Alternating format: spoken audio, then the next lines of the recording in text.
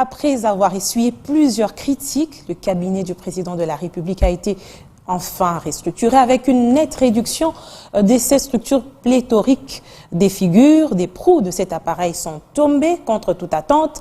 Félix Tshisekedi a-t-il finalement trouvé les bons pions pour imprimer sa vision? Des inquiétudes s'installent au regard du tableau qui se dégage sur l'entourage du président de la République, trempé entre autres dans des scandales financiers et frasques d'autres genres. Ces multiples désamours entre le chef de l'État et ses collaborateurs sont-ils à l'avantage du président? On va suivre notre deuxième dossier du MAG.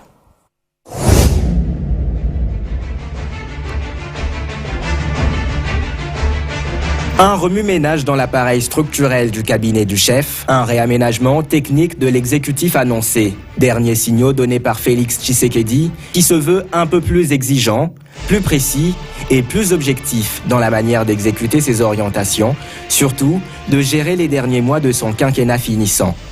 L'élection présidentielle qui a consacré notre victoire, votre victoire, continue de susciter beaucoup d'espoir partout dans notre pays et même au-delà de nos frontières.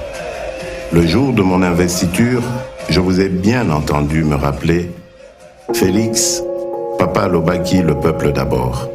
Les réaménagements progressifs opérés dans son entourage avec ces derniers réglages démontrent que le chef de l'État a décidé de confier sa cour entre des mains expertes et sûres. Tenez, depuis le début de son mandat, le chef de l'État et son gouvernement étaient au centre des critiques pour la gestion de certaines questions. Des dossiers d'ailleurs pour lesquels le pouvoir a passé le verbe à ses détracteurs. Qui peut oublier le feuilleton sur la gestion controversée du projet dit de 100 jours qui avait créé des inimitiés dans le cabinet du président de la République et la désolidarité des membres du gouvernement, Tsuchibala et Ilunkamba. Rappelons-nous la communication dissonante sur la mise en œuvre de la gratuité de l'enseignement de base ou sur la pandémie de la Covid-19. On se souvient aussi des désaccords entre les membres de l'exécutif et ceux du cabinet du président, accusés de vouloir se substituer au gouvernement. Il est venu faire autre chose, il est venu chercher de l'argent avec ses amis. Il faut absolument que les rémunérations dans les institutions baissent pour qu'on puisse retrouver le sens du bien commun et de l'intérêt général. Le pouvoir de Félix Tshisekedi était-il traversé par les velléités de la méthode d'essai-erreur ?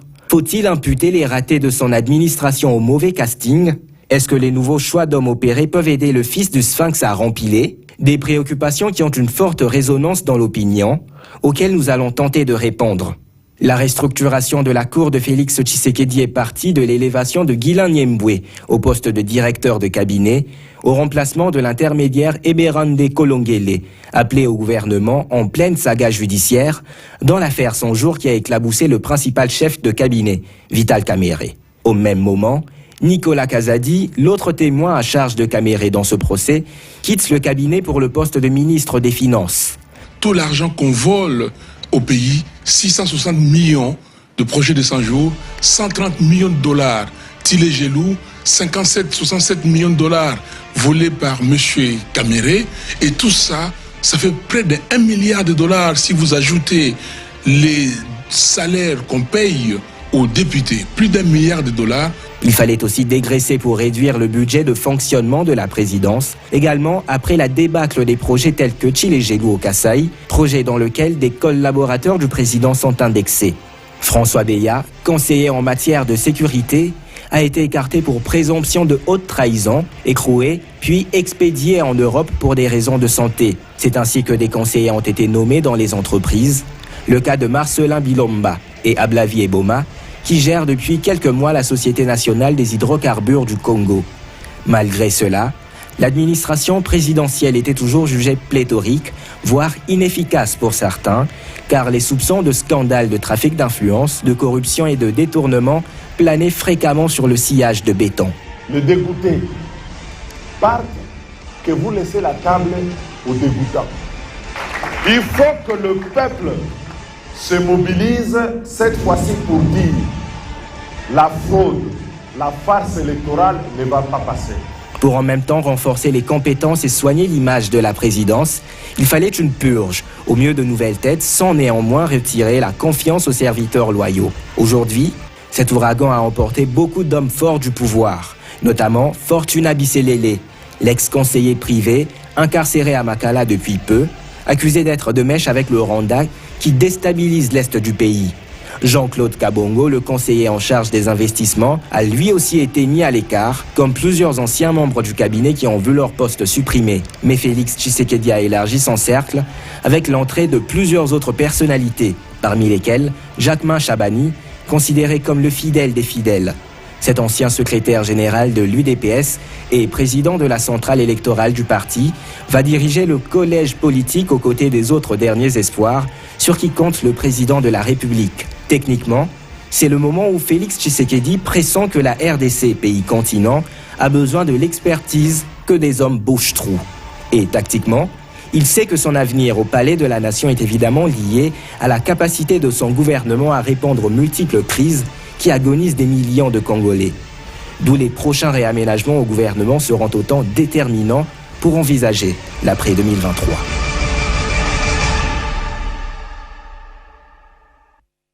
Israël Moutala, un remue-ménage en fin de mandat, fine stratégie ou échec et mat? Moi, je pense que avec ce changement dans son cabinet, cette purge, parce qu'il s'agit d'une purge, le chef de l'État a fait preuve d'un esprit républicain élevé. Qu'est-ce qu'on attend d'un homme d'État? Un homme d'État, on attend qu'il soit froid. On attend d'un homme d'État que l'intérêt général, l'intérêt supérieur de la nation, soit au-dessus de toute considération. Et ça appelle quoi, comme attitude de sa part? Ce qu'on appelle le devoir d'ingratitude. On est amis avec Feza depuis de longues années. Je crée une compagnie d'aviation.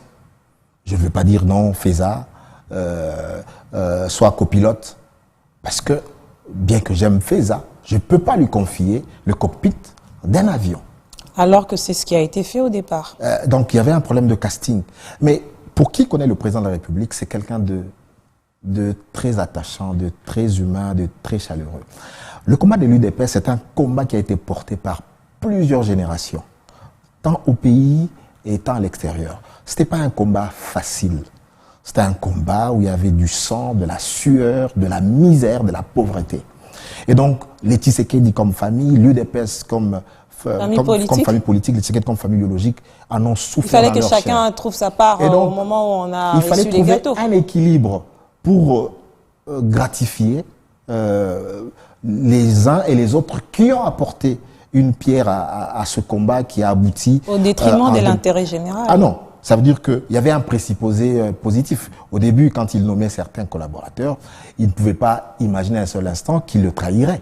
Est-ce qu'il n'a pas pris beaucoup de temps justement pour se rendre compte qu'il a été trahi? Mais pour savoir qu'on a été trahi, par exemple, vous avez mis dans votre élément, vous avez cité le nom de Bifor.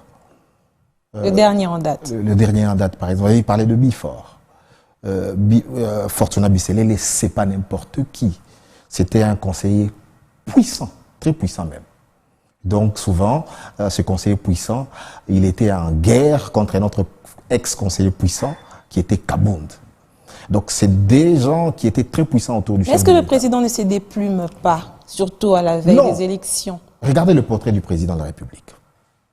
Le portrait du président de la République qu'il a choisi, il y avait notre portrait lors de la campagne où il avait pris un poster derrière lui il y avait une bibliothèque. C'était une très belle photo et que tout le monde disait, bon, comme il est devenu président, qu'il récupère cette photo-là. Après, il a fait le portrait officiel aujourd'hui et il y a un fond blanc. Le fond blanc, ça veut dire c'est la lumière. Le fond blanc, ça veut dire que c'est la transparence. Le fond blanc, ça veut dire l'intérêt général. Et je pense que chaque fois qu'il regarde le portrait qu'il y a dans son bureau, le portrait du chef de l'État, il regarde la lumière qui est derrière lui. Ça veut dire qu'il doit suivre. C'est le fil conducteur, c'est ce qu'il dit que nous, le peuple d'abord. Et par rapport à ça, toute personne qui trahit son combat, il le sanctionne. Rappelez-vous qu'au début de son mandat, c'est qu'il avait dit ceci, que toute personne, quelle qu'elle soit, qui se mettra en travers de ma vision, me rencontrera sur son chemin. Il avait réuni tous les membres de son cabinet, il leur avait dit ça. Mais certains aussi estiment... Déjà, et après, il avait aussi réuni les membres de sa famille. Et rappelez-vous, aujourd'hui, la purge est là, mais le premier à faire les frais, d'abord, c'était son ami intime, M. Lobo, avec l'affaire de la MIBA. Après, il a frappé très fort. Il a frappé quelqu'un qui était dans son cabinet quand il était encore président de l'UDPS. Il a frappé Guety Panou-Panou. Guety Panou-Panou avait un portefeuille important. Il était DIRCABA, chargé des mines, de télécom, de l'énergie. Elle avait un portefeuille important. Mais le président a supprimé. Et donc, aujourd'hui, vous avez un président qui est capable de se faire violence, au nom de l'intérêt général, de dire que non, je me sépare de tels collaborateurs, c'est pas facile. Donc voilà les attitudes qu'on aimerait d'un dirigeant. Un monstre froid. Mais ça devait s'étendre aussi dans d'autres structures, évidemment. Les regards de plusieurs sont jetés. Oui, mais c'est pas de l'arbitraire. Quand le président prend le temps, ça veut dire qu'il aimerait de preuves. Before, vous avez dit que il est compromis par rapport dans votre élément. Oui. Vous avez dit que il serait impliqué. Il serait impliqué. Il y a des parce que j'ai pas encore les dossiers judiciaires, ce qu'on lui reproche, mais selon mes sources, c'est quand même assez très sérieux. Il y a même pas une possibilité de réhabilitation parce que, en tout cas, les charges qui pèsent contre lui, c'est pas des petites charges. C'est pas des petites charges du tout. Mais pour ça, il y a eu un travail parce qu'il a été auditionné à l'ANR et l'ANR a des preuves, selon mes sources, des preuves vraiment accablantes où il est confondu et que le président n'avait d'autre choix que de le lâcher. Et donc cette purge, voyez-vous, qui peut s'étendre aussi dans le gouvernement. Mais au gouvernement aussi, parce que vous parlez parce que vous cherchez des technocrates et ainsi de suite. C'est un savant mélange. La politique, c'est un savant mélange de technocrates et de politiciens de carrière ou des politiciens vraiment rompus. Des stratèges. Voilà. Parce que tu peux prendre un technocrate, mais un technocrate, ce n'est pas un harangueur de foule. Le président a besoin de légitimité. Il va redemander cette légitimité en décembre de cette année. Et donc, si tu mets des technocrates qui n'ont pas de base, il faut trouver un savant mélange. Voilà pourquoi on demande à ce que souvent au cabinet qu'il y ait des technocrates qui puissent lui faire de notre technique pour l'amener à avoir une meilleure vision des politiques publiques qui sont menées par ses ministres, les corriger. Mais les conseils sont là pour donner des conseils, aviser au président pour qu'il décide en toute connaissance de cause.